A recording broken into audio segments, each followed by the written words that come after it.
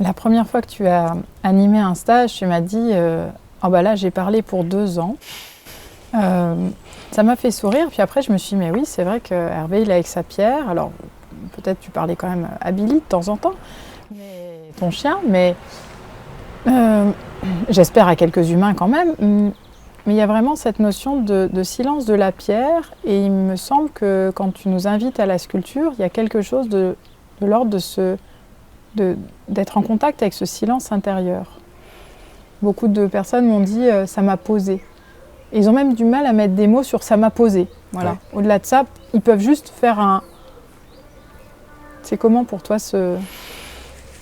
En fait, c'est un autre monde. C'est une des premières impressions que j'ai eues dans mon apprentissage, la première fois que je suis rentré donc chez ce compagnon et qui m'a dit vous restez là, vous regardez, mais vous vous taisez.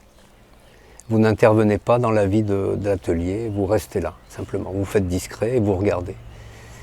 Et c'est vraiment important parce que toutes ces choses-là sont sacrées au sens propre du terme.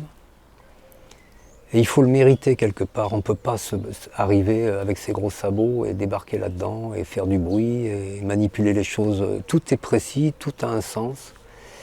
Et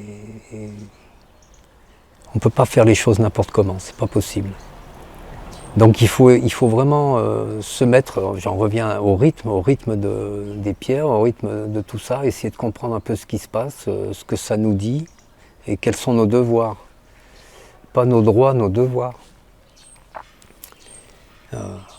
Sinon ça ne marche pas en fait. On a accès à un métier, on a accès à plein de choses, mais on en laisse la moitié sur le côté. Là il faut vraiment être à sa place encore une fois. C'est primordial.